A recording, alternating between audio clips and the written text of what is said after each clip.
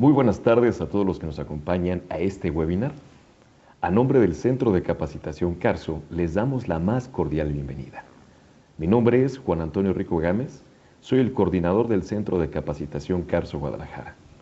El día de hoy tenemos una conferencia titulada Circuitos eléctricos y cédula de cableado, la cual será expuesta por el ingeniero Israel González Hernández, quien es instructor del Centro de Capacitación CARSO Guadalajara.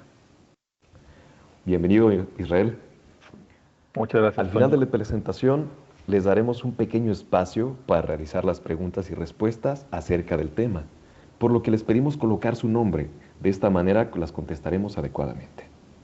Adicionalmente, les vamos a pedir un gran favor de su parte y les vamos a pedir que nos ayuden a contestar una pequeña evaluación, la cual estaremos dejando al final de esta presentación en una liga en la sección de preguntas y respuestas, así como también a través de un código QR que estará colocado en la última diapositiva.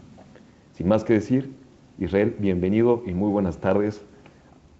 Muchas gracias, Toño, y gracias a todos los que nos acompañan a esta sesión.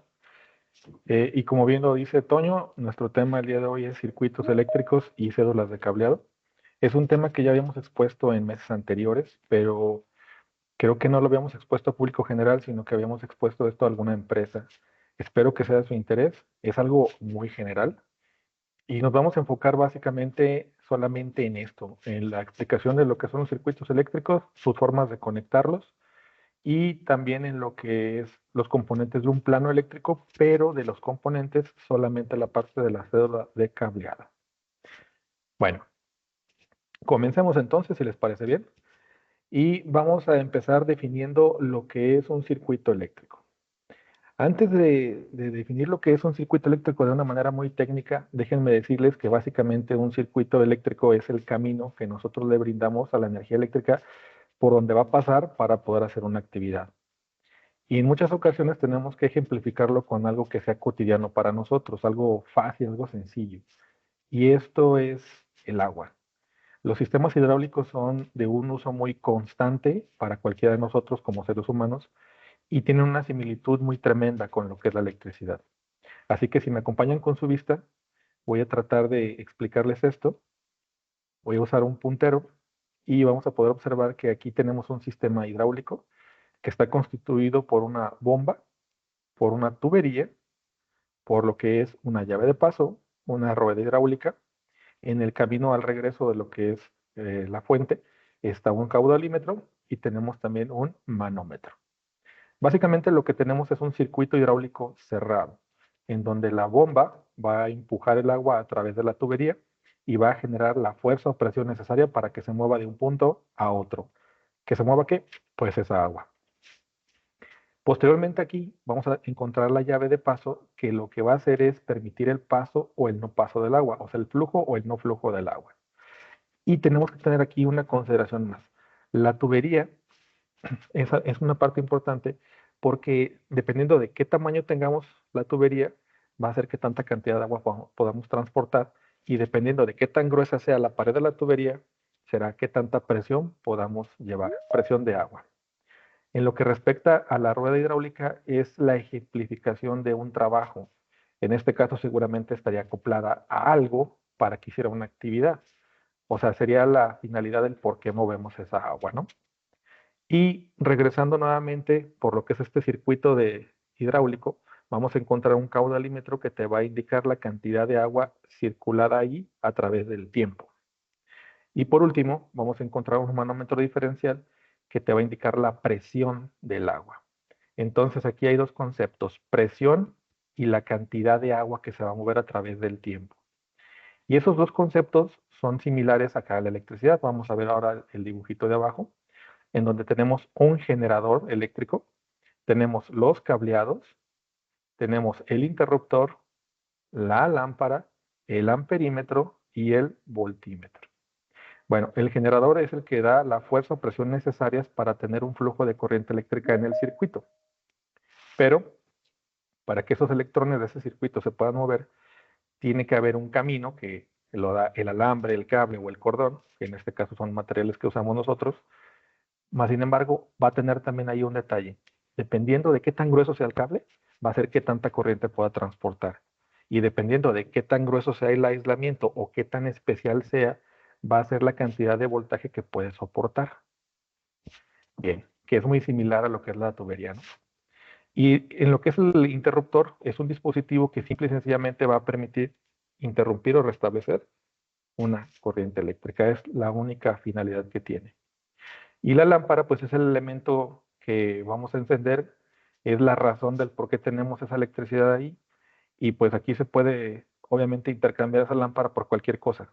Una bomba, una plancha, una computadora, lo que sea. Una lámpara es básicamente una carga eléctrica. Y tenemos aquí abajo un amperímetro que nos va a detectar la cantidad de amperaje, la cantidad de flujo de corriente eléctrica que existe a través del tiempo cuando la carga esté funcionando. Y nuevamente llega ese flujo a lo que es el generador y vamos a encontrar aquí un voltímetro. El voltímetro va a detectar la cantidad de voltaje o presión necesaria que debe existir ahí para que puedan moverse esos electrones. Ahora, aquí hay conceptos bien interesantes. Fíjense, aquí arriba en lo que es el sistema hidráulico, yo puedo tener una presión de agua sin que haya un flujo. O sea, mientras que mi bomba esté prendida, pero mi llave esté cerrada, el manómetro me va a marcar un valor, pero no va a haber flujo de agua. Y aquí abajo puede estar el switch abierto, puede estar el generador encendido y va a haber voltaje, pero no va a haber corriente. Entonces, aquí arriba va a haber flujo de agua hasta que se abra la llave y aquí abajo va a haber flujo de corriente hasta que se cierre el circuito. ¿Mm? Bien, eso es tratando de que fuera muy amigable, ¿no? La explicación. Pero siendo un poco más técnicos, ¿qué es un circuito eléctrico? Aquí nuestro texto dice que es un conjunto de elementos o componentes eléctricos, tales como resistencias, inductancias, capacitores y fuentes y o electrónicos, conectados eléctricamente entre sí con el propósito de transportar o modificar señales eléctricas. Aquí vemos la imagen de lo que es un inductor, una resistencia, un capacitor y un equipo electrónico. Y básicamente CFE tiene circuitos de generación de energía eléctrica y tiene circuitos de transportación de la energía eléctrica. Y la mayoría de nosotros como usuarios tenemos circuitos en donde recibimos la electricidad y utilizamos la electricidad. Entonces ahí se cumplen los tres cometidos de un circuito. Circuitos que son para generación, para transportación y para modificación de la energía eléctrica. Ahora, en su forma más elemental, un circuito eléctrico básico contiene esto que ustedes ven en su pantalla. Una fuente, la cual puede ser de corriente directa o alterna, medios conductivos, que nosotros usaremos genéricamente alambres, cables o cordones, y después vienen medios de protección o interrupción, que en este caso el hecho de que no trajera los fusibles en las imágenes futuras no lo hace que no sea un circuito, ¿de acuerdo? Para que lo tengamos en cuenta. Pero aquí lo que es el interruptor, pues sí, definitivamente lo necesitamos, porque si no sería un elemento que perpetuamente estuviera energizado y jamás se apagaría. Entonces sí se necesita sí o sí. Después tenemos a lo que es la carga o receptor, que ya dijimos que es cualquiera de las cosas que se puedan conectar a la electricidad y sigan funcionando. Y tenemos que cerrar el circuito, ¿ok? No podemos simplemente jalar el cable, ponerle un apagador, mandarlo al foco, tocar el puro foco y se acabó. No. O sea, tiene que cerrar el circuito. En el punto de origen vamos a tener su salida, vamos a hacer un recorrido y tendremos el punto de destino. Ahora, esto es una explicación bajo teoría convencional. Yo estoy seguro que más de alguno de ustedes estará pensando, no, es que no es así. Bueno, estamos hablando bajo una teoría convencional, tratando de explicarlo lo más simple que se pueda. Ahora bien, antes de poder seguir avanzando en esto de los circuitos eléctricos, déjenme presentarles aquí al señor Robert Gustav Kirchhoff.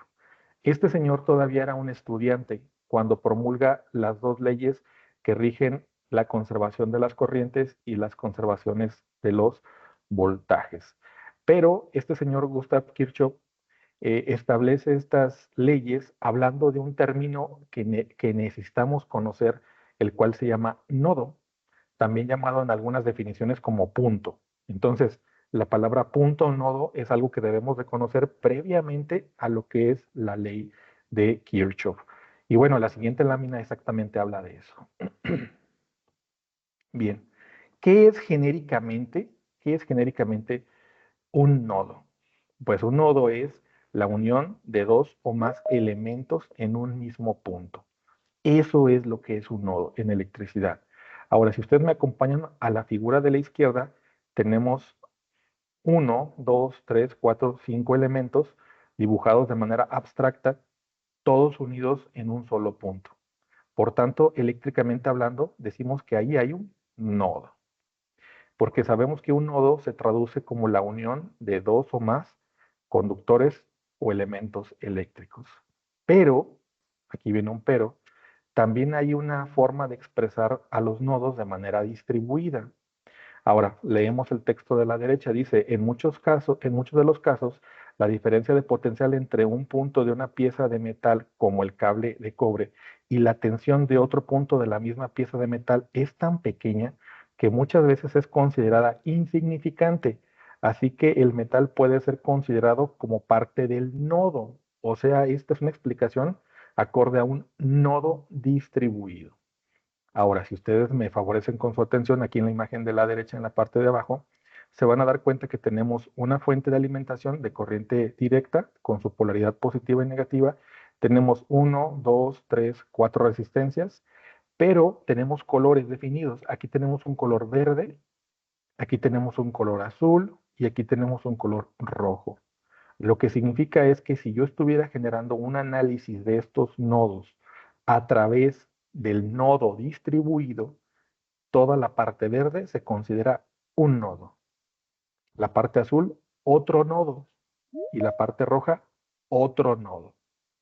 ¿Ok? Ahora, es un poquito a veces complicado de entender, pero dependiendo de la perspectiva en la que se explique y en la que nosotros vayamos a trabajar, sería como nosotros lo deberíamos de aplicar.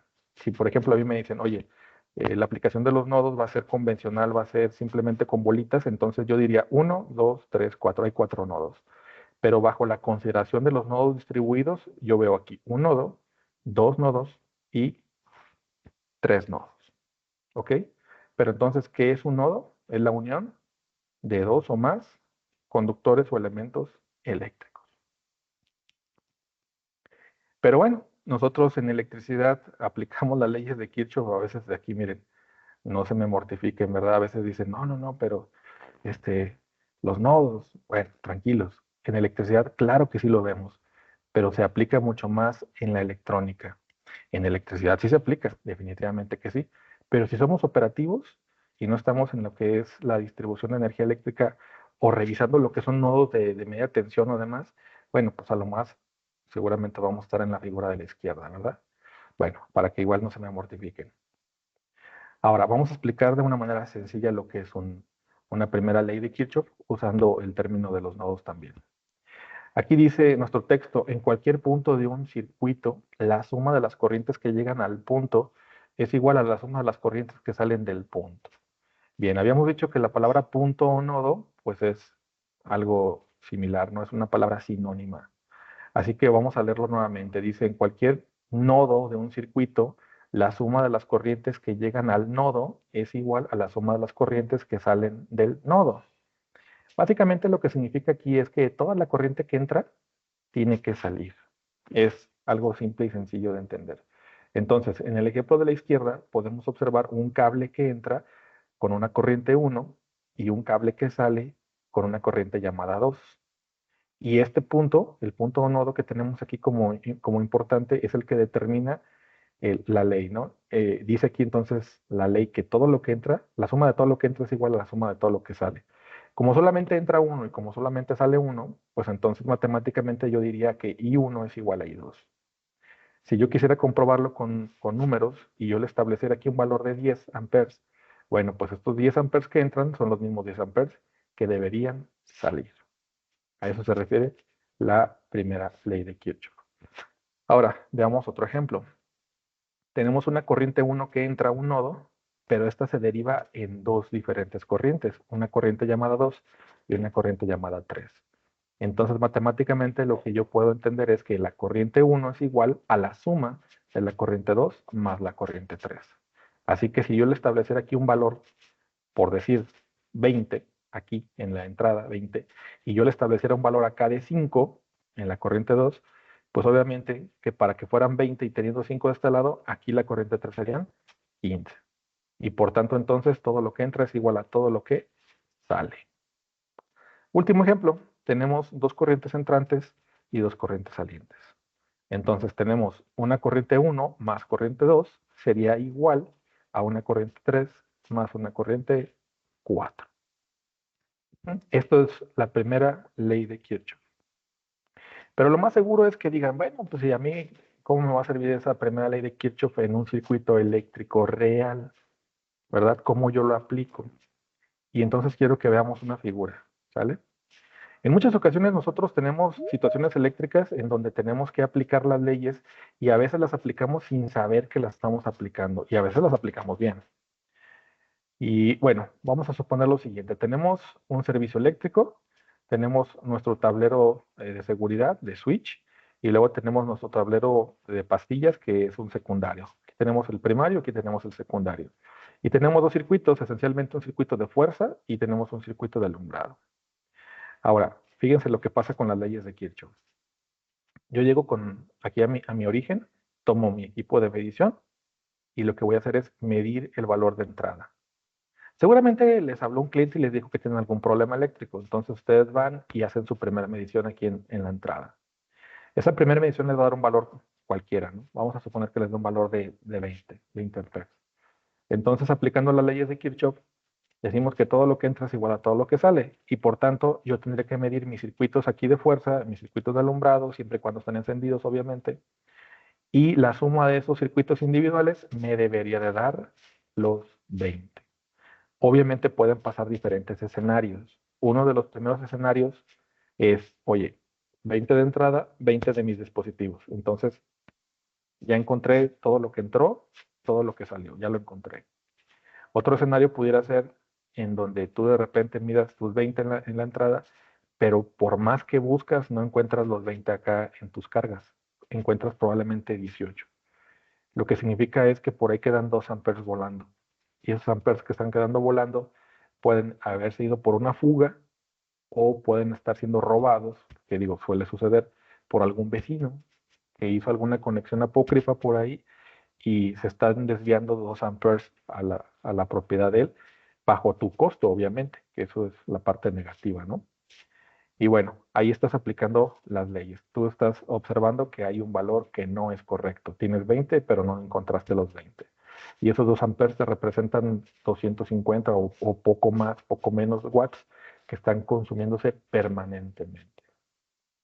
Bien, otra de las cosas que también puedes hacer, aprovechando la ley de Kirchhoff, sería, oye, pues desconecto todas mis cargas eléctricas, todas, y pues en esencia me debe dar cero.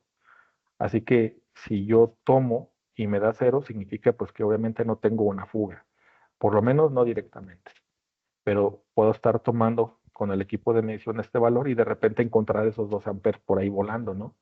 Que no los está consumiendo alguna carga mía, pero están ahí fugándose. Entonces ya me iría a mi tablero aquí y empezaría a bajar pastillas de manera individual. Y en la pastilla que yo baje, que se vaya a cero mi medidor, pues obviamente ese es el circuito que tengo con la fuga y el siguiente procedimiento sería buscar o corretear la línea para saber dónde tengo el problema. Muy bien. Entonces, son aplicaciones de la ley de Kirchhoff de manera muy, muy sencilla.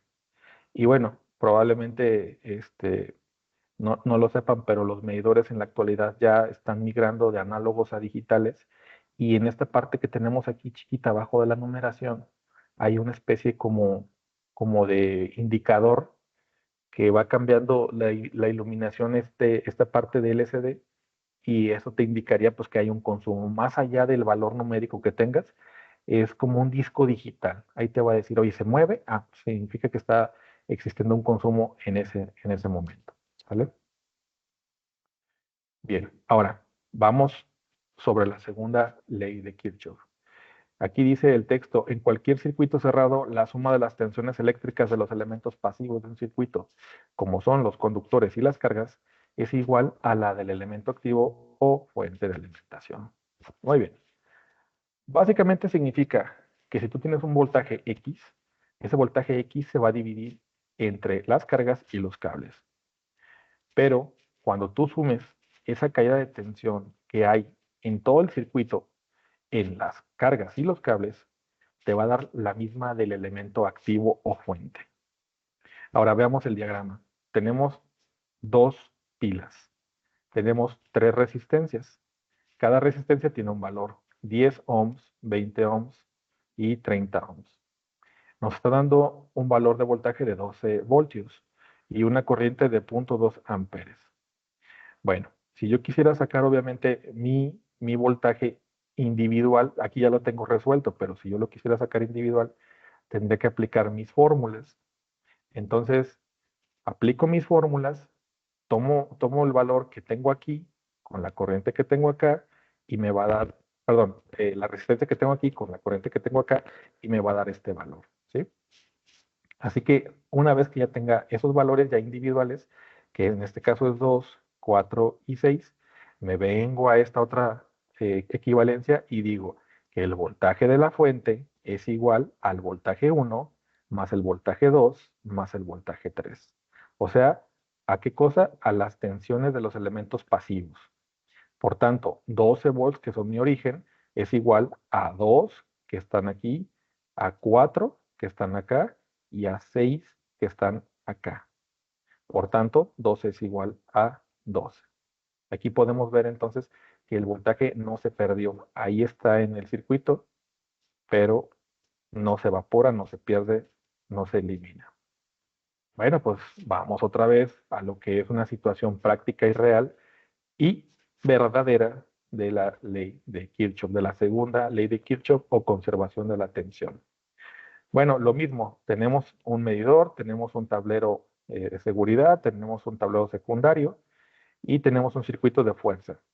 Aquí en la entrada está marcándome mi equipo de medición 127 voltios, pero la idea o concepto es que hay un circuito que se va alejando en distancia y la distancia exactamente no me la representa aquí el problema, pero seguramente es una distancia larga y después tenemos una carga pesada representada por un microondas. Pero vean, aquí tenemos una lectura de 115 volts. Ya no son los mismos 127 de la entrada. Bueno, 127 menos 115 significa que hay 12 volts caídos. Entonces, significa que mucha gente pensará, bueno, pues esos 12 volts se evaporaron. Pues no, disculpen, no sucede así. Y lo podemos comprobar. Imagínense que agarramos este mismo equipo de medición y vamos haciendo mediciones en reversa, ¿ok? Así que venimos avanzando de reversa y de repente por aquí encuentras 116 y por acá 117 y luego por acá 118 y luego por acá 119 hasta que llegas al origen y encuentras los mismos 127 volts. Y ustedes se preguntarán, ¿pero por qué pasa esto? ¿Por qué hay una caída de tensión? Bueno, hay cuatro factores que influyen en las caídas de tensión, que sería la temperatura de operación, el grosor de los cables, la calidad del material, ¿ok? ¿Y cuál más? Sería temperatura, grosor, calidad de material y distancia. Claro que sí, la distancia. Así que mientras cualquiera de ellas genere una fluctuación importante, también va a fluctuar nuestro valor final de voltaje. Si yo tuviera esta situación real en donde tengo 115 volts, bueno, pues probablemente lo que más pudiera yo hacer aquí es cambiar el calibre, ¿no? Meter un calibre un poco más grueso para que tuviera una caída de voltaje mucho, mucho, mucho menor.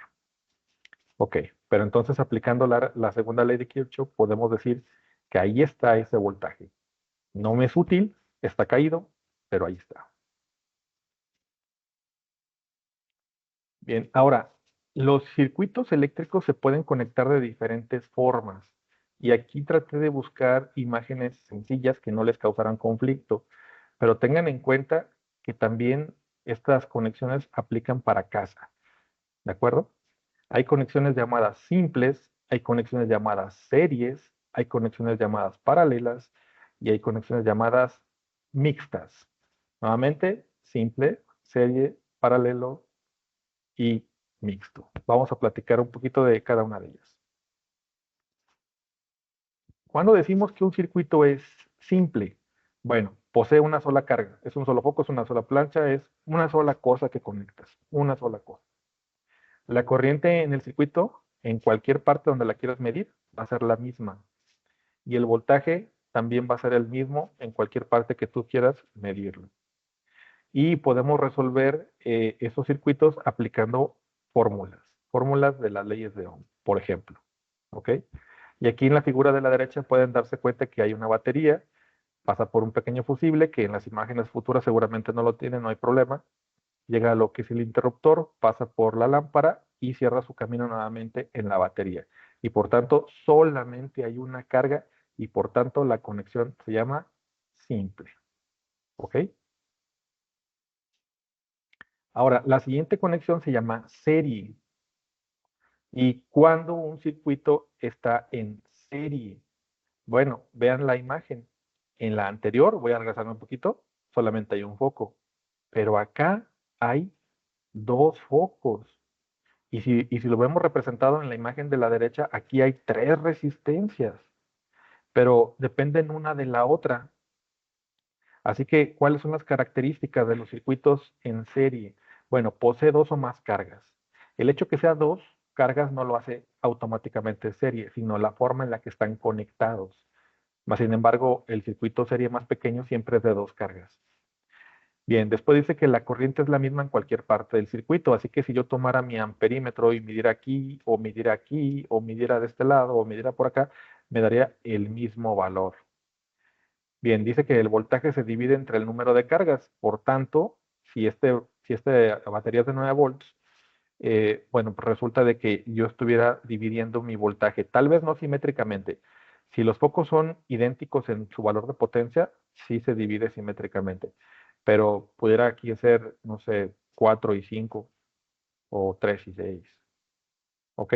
Ahora, si fueran simétricos, pues es la mitad de 9 en cada lado. ¿Mm? Luego dice aquí que si una carga falla, el circuito se detiene, porque al abrirse el camino, ya la electricidad simplemente no puede pasar.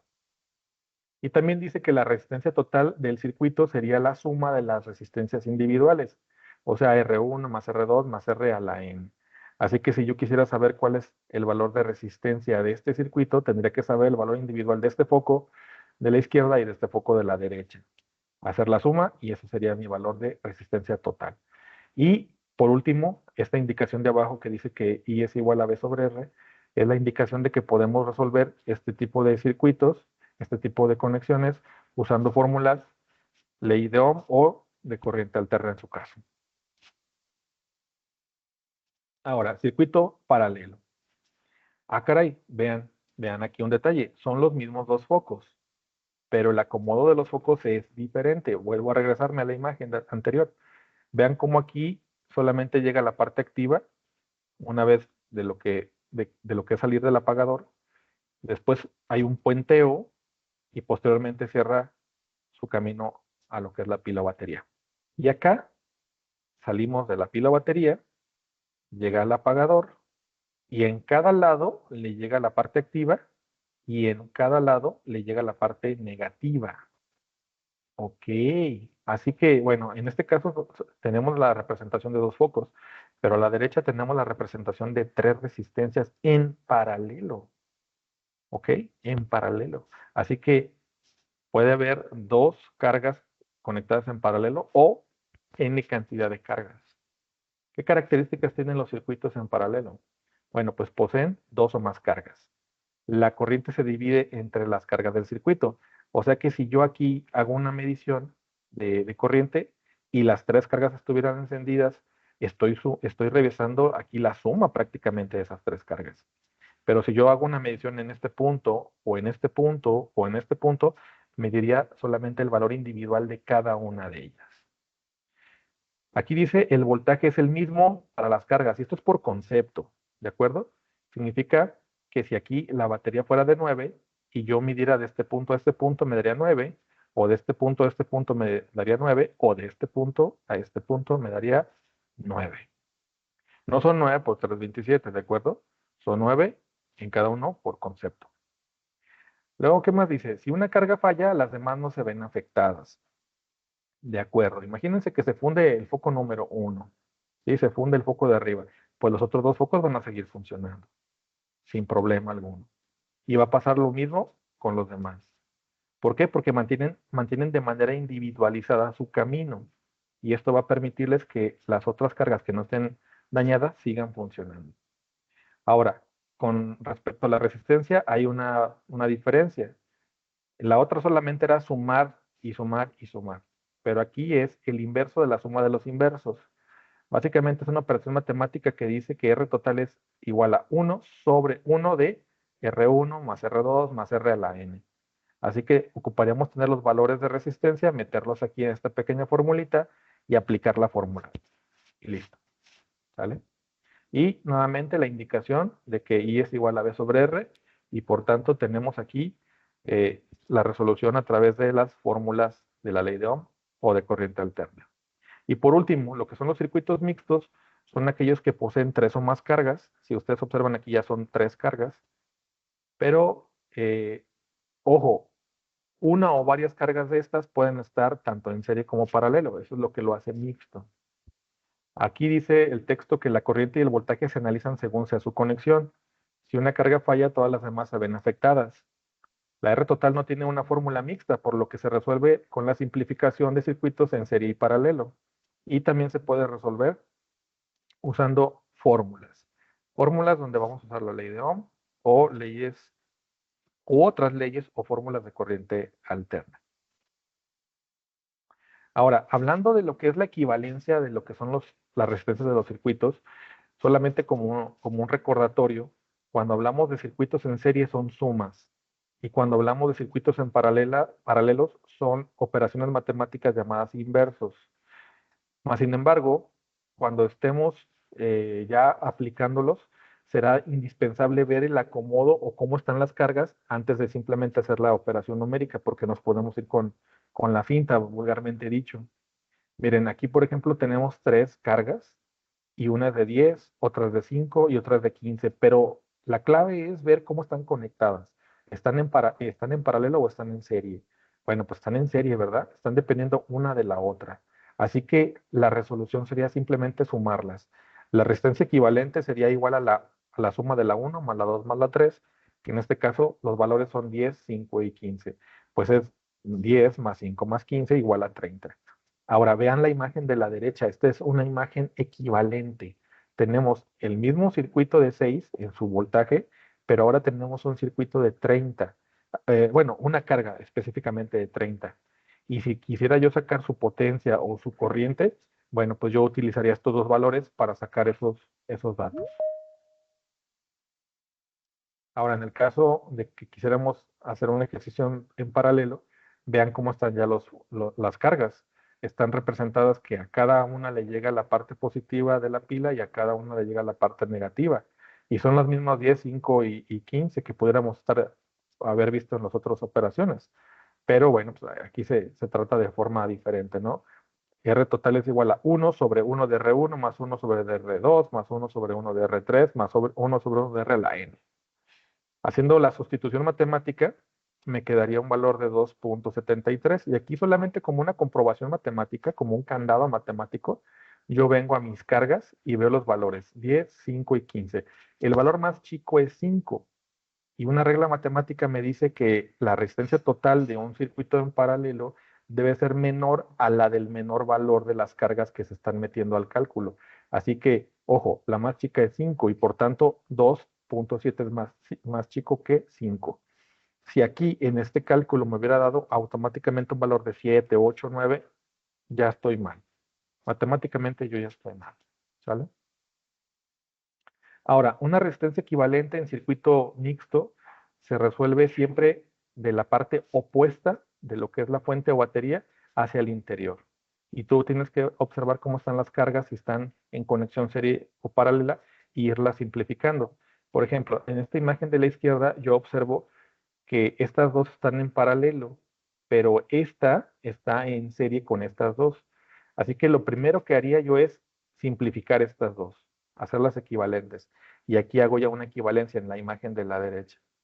Ahora sí, haciendo esa equivalencia, solamente me quedaría la R1 y la equivalente 1 para hacer una suma directa y sacar la total.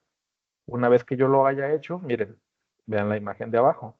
Tenemos mi resistencia total y ya tengo yo entonces la posibilidad de, con mi voltaje total, sacar mis otros parámetros eléctricos que me pida el problema. Ahora, una vez entendiendo cómo son estos circuitos, tenemos que también traspolar ese tipo de palabras de simple, serie, paralelo y mixto a fuentes de alimentación. Y aquí tenemos un ejemplo. Tenemos en la figura de en medio dos baterías en serie, en donde entra el positivo de la batería, se puentea del negativo al positivo y si ustedes observan, la salida es en un negativo. O sea que si tomamos los puntos reales es positivo aquí y negativo acá y vamos a tener como consecuencia la suma de sus voltajes, pero la cantidad de amperaje va a ser la misma. Ahora, en la imagen de la izquierda podemos observar dos baterías en paralelo y lo que vamos a tener aquí es que el voltaje va a ser el mismo, pero el amperaje va a ser el doble. Y ahora vamos a la figura de la derecha, en donde tenemos cuatro baterías, pero dos de ellas están seriadas y posteriormente estas se colocan en paralelo. Así que tengo prácticamente 24 volts con 400 ampero hora.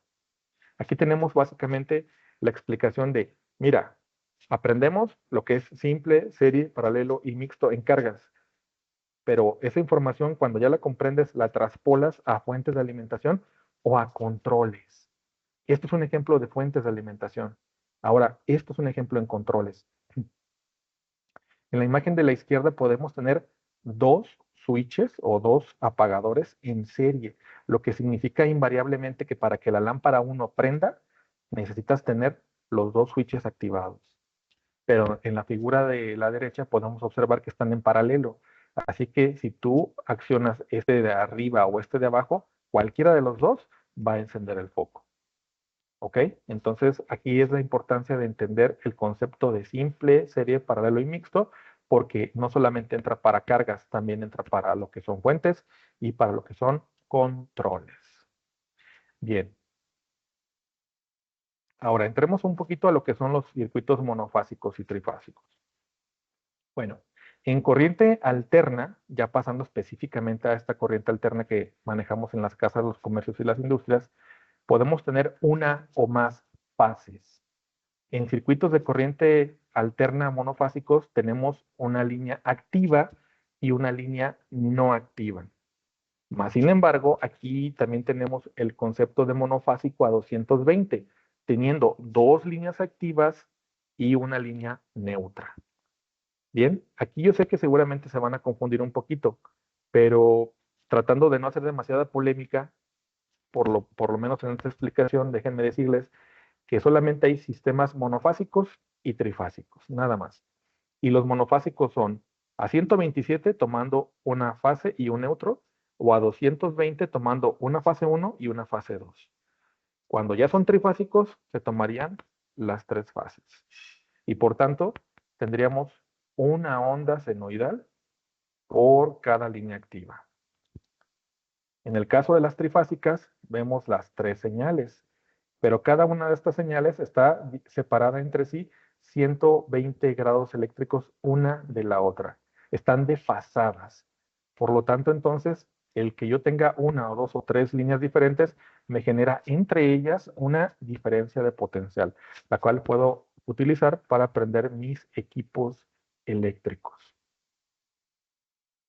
Ahora, CFE genera una distribución a través de las calles por medio de posterías y por medio de lo que son líneas de baja tensión. Llegan generalmente líneas de 23,000 volts a lo que es un poste donde va a haber un transformador. Llega a lo que son los aisladores que están montados sobre las crucetas, pasan por los apartarrayos, brincan a las canillas y una vez protegidos por las canillas, llegan a lo que es el transformador. Por la parte de atrás de lo que son los apartarrayos, hay una unión entre ellos que va a tierra. Bien, alimentando lo que son los transformadores, vamos a encontrar posteriormente las líneas de baja tensión y aquí estas líneas de baja tensión van a estar soportadas por bastidores de metal y aisladores de porcelana que dependiendo de la conexión que yo haga entre ellas, voy a poder pedirle a CFE un sistema que CFE le llama monofásico, bifásico y trifásico. CFE le llama al servicio de dos líneas activas bifásico, pero no técnicamente es lo correcto, ¿de acuerdo? Ahora, ¿qué sucede por dentro del transformador? Pues hay una magia de inducción electromagnética increíble, en donde llego yo, alimento mis primarios y por inducción electromagnética se alimentan mis lados secundarios y voy a tener al fin y al cabo un voltaje diferente de salida al de la entrada.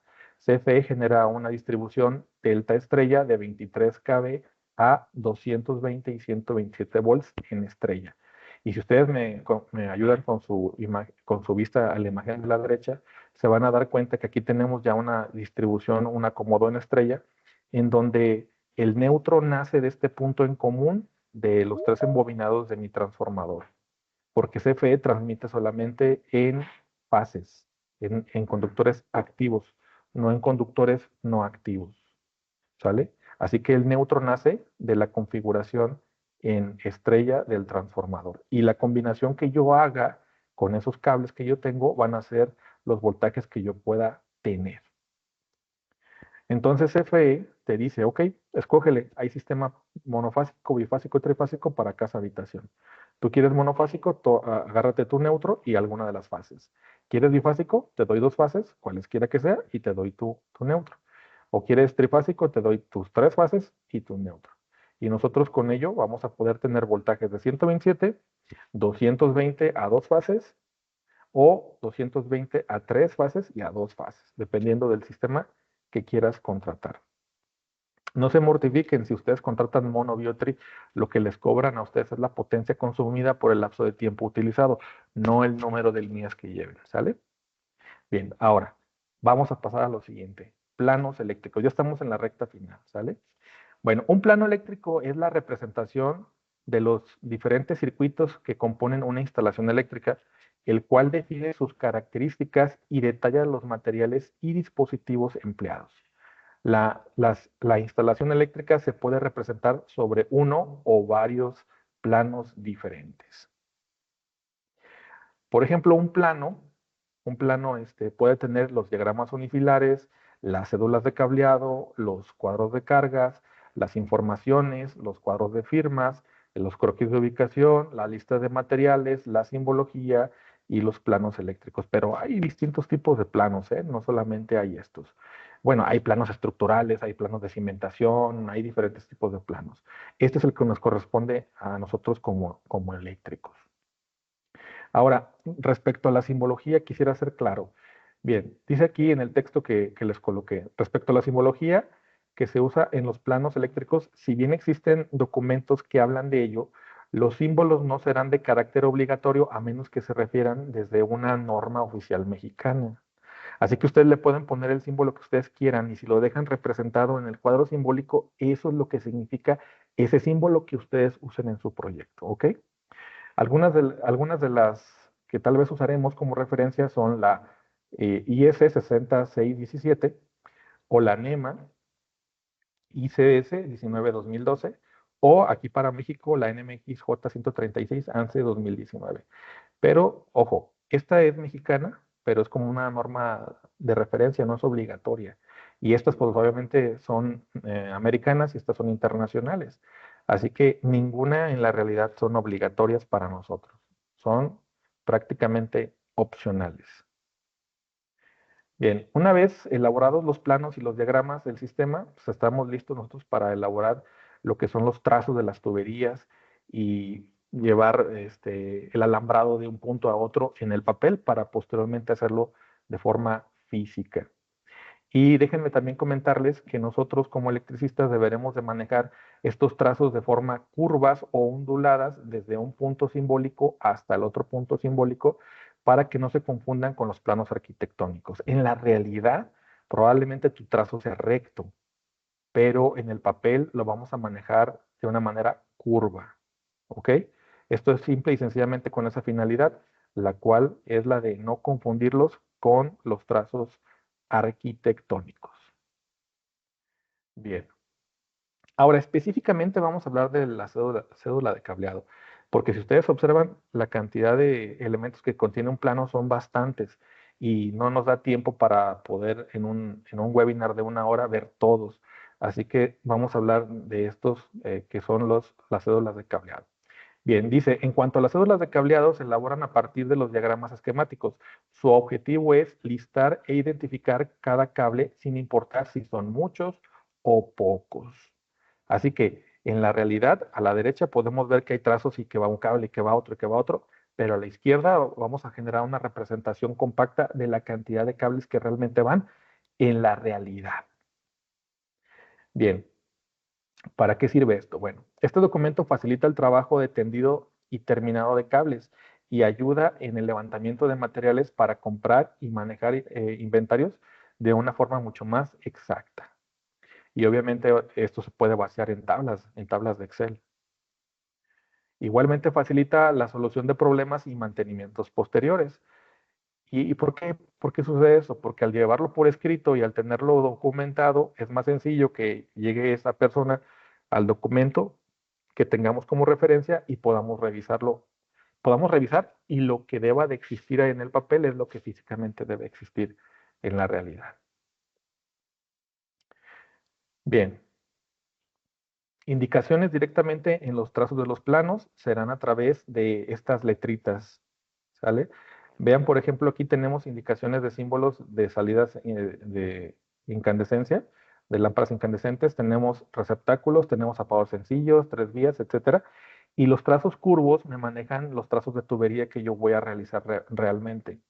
Los trazos sólidos me manejan en tubería en piso, en muro o losa, y los trazos punteados, que en este caso no tenemos ningún ejemplo, pero si fueran punteados, sería exclusivamente por piso. Ahora, hay diferentes formas de cómo se indican las cédulas de cableado. Hay cédulas de cableado muy sencillas, como por ejemplo esta que estamos viendo en esta imagen, en donde te dice, mira, una fase, un neutro, 2 fases, un neutro, 2 fases, un neutro, un retorno. O sea, te lo indica numéricamente, es algo muy, muy, muy sencillo, ¿ok? Pero también hay algunas que se vuelven un poco más complejas.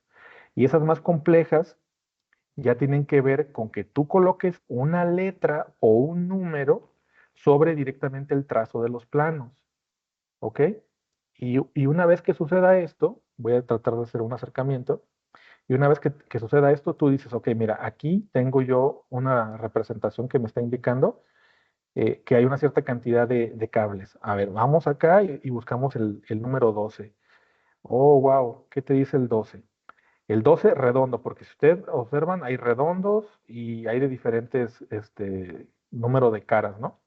Entonces te dice el 12 que lleva 2 del 10 y uno del 10 desnudo. 2 cables del 10, que seguramente va a ser fase y neutro, uno del 12 desnudo en una tubería de 16 milímetros y luego acá te maneja un indicador 14, que digo, si estuviéramos por acá revisándole y de repente encontramos el 14, significaría que contiene dentro de esa tubería esta cantidad de cosas que hay aquí. ¿Sale? Entonces, una cédula de cableado sirve mucho porque con esa cédula de cableado podemos generar una indicación de que en cada trazo específico hay una cierta cantidad de cable. Pero espérense tantito. Hay proyectistas que son muy curiosos y, por ejemplo, manejan en cada uno de los trazos, voy a irme un poquito para atrás, en cada uno de los trazos, también la dimensión en metros. Así que si llegáramos a tener esa situación de que ese proyectista es curioso, ustedes van a tener por ahí el dato de lo que es la cédula, de lo que es la distancia y lo que es a qué circuito lo alimenta. Y ustedes pueden elaborar una tabla de Excel en donde, como les convenga más, van a vaciar esa información trazo por trazo y después hacen una sumatoria de cada cantidad de metro que se utilizó por calibres, por colores y inclusive por circuitos. O sea, dependiendo de qué tan curiosos sean ustedes en el Excel, lo pueden dejar muy, pero muy detallado. Y esto es una herramienta súper, súper útil. Bien, disculpen, yo ya al final me fui un poquito rápido porque queda un poquito de tiempo y quisiera entrar a la parte de preguntas y respuestas en caso de que alguno de ustedes tuviera alguna duda. Les regreso los micrófonos aquí a mi compañero, el ingeniero Antonio, para que Muchísimas nos gracias, dé Israel. seguimiento. Muchísimas gracias, Israel. Y una vez más, gracias por esta valiosa exposición. Tal como lo acabas de comentar, tenemos ya el tiempo un poquito recortado, así que vamos a dar respuesta a algunas cuantas de las preguntas, si nos apoyas, que considero son un poquito más importantes o considero que creo que podrían sumar un poquito más a este valiosísimo Claro, webinar. con gusto. Por acá nos pregunta el señor Jorge Rolón, ¿qué es lo mínimo que debería de tener la cédula de cableado para que sea entendible? Ok, bueno, pues por lo más básico que debiera de ser, si me permiten, voy a regresar un poquito, voy a hacer una ampliación. La cédula de cableado debe de tener la cantidad de conductores de fase y de neutro. Debe de tener la cantidad de tierras físicas que por obvias razones, por cada uno de los trazos, genéricamente va a ser uno. Debe de tener también el tamaño de la tubería y probablemente en otro documento podrás especificar si la tubería es de metal, si es de plástico, si es de aluminio, si es de acero, si es lo que sea. Pero si ustedes observan aquí la cédula que está en la pantalla, esto es lo mínimo, lo mínimo. Tenemos dos del 10, uno del 12 desnudo, tubería de media, así traducido en pesos y centavos. Ya a partir de aquí puede haber proyectistas que sean un poquito más detallistas. Yo, por ejemplo, soy un poquito más detallista, no les voy a decir que no. Yo todavía especifico si es fase, si es neutro, si es tierra y todavía especifico el color, porque eso me permite a mí, en mi tabla de Excel, ser más preciso en lo que yo voy a pedir. Pero algo como esto es básicamente lo mínimo. ¿Sí? Ok, Gracias. muchísimas gracias, Ra. Por acá nos está preguntando Alejandro Carrasco. Nos dice, ¿es obligatorio tener todo este proyecto para una casa habitación? Bueno, Imagino que se refiere al plano previo a a sí, la sí, sí. construcción. Obviamente que sí es obligatorio el que tengamos todo esto, pero aquí hay un detalle bien curioso. Cuando se tienen los permisos de construcción, el ayuntamiento solamente revisa los cálculos estructurales y la firma de lo que es el ingeniero civil o el arquitecto. Una vez que se tenga esa firma del civil o el arquitecto y que se tenga el cálculo estructural de cimentación y demás, ya no revisan los cálculos hidráulicos, ni los cálculos eléctricos, ni ningún otro cálculo. Eso ya queda a criterio de la persona que lo va a elaborar. Entonces, ante la autoridad competente, basta con que haya la firma del ingeniero civil o el arquitecto y ya. Con eso puedes levantar el proyecto en casa habitación. En casa habitación no te van a pedir más detalles, Ok, perfecto. lamentablemente. Sí, tristemente, ¿no? Así es. Por acá tenemos la última pregunta, creo yo, por temas ahorita de tiempo. Nos pregunta Carlos González. Fíjate, por ayer son a lo mejor familiares. Nos pregunta, ¿cuáles son los lineamientos básicos de seguridad que se deben de tener al trabajar con electricidad? Creo que sí es muy importante que se mencione siempre que se hable de electricidad, ¿no? Bien claro, lineamientos básicos de seguridad. Híjole, yo le digo a mis alumnos de manera recurrente que en México, cuando trabajamos en casa habitación, casi ningún cliente quiere que desconectemos. Ellos quieren que nosotros hagamos las reparaciones en vivo y conlleva siempre un riesgo. Y si ustedes quieren absorber ese riesgo, bueno, pues cada quien, ¿no? Pero se supondría que en lo que es la realidad técnica, nosotros deberíamos de valorar qué es lo que se necesita hacer. Posteriormente a esto, bajar la alimentación eléctrica, bloquear lo que son los tableros de alimentación, señalizarlos, dejar por ahí también resguardada la zona con algún tipo de letrero, conos o demás, ponernos a trabajar ya habiendo garantizado que hay una ausencia de electricidad, hay que garantizar que hay una ausencia. Una vez que hayamos terminado, pues como estamos hablando de casa habitación, pues hago mi comprobación con mis equipos de medición que todo está bien, quito mis avisos, quito mis bloqueos en el tablero y le sumo. Y en casa habitación es más que suficiente. Usaríamos obviamente el equipo mínimo de seguridad, que sería el calzado dieléctrico, la ropa de 100% algodón, manga largas, también de algodón, guantes, casco, lentes. Pero trabajar ya a nivel industria incluye todavía un poquito más de tema, porque habría que tener contacto con los seguristas, contacto con los jefes de eléctricos de la zona, generar un bloqueo más específico. Bueno, hay un poquito más de temas porque los niveles de riesgo son mucho más amplios. Pero al final y al cabo, debes de cubrir con ciertos requisitos de seguridad antes de poderle meter mano a una instalación.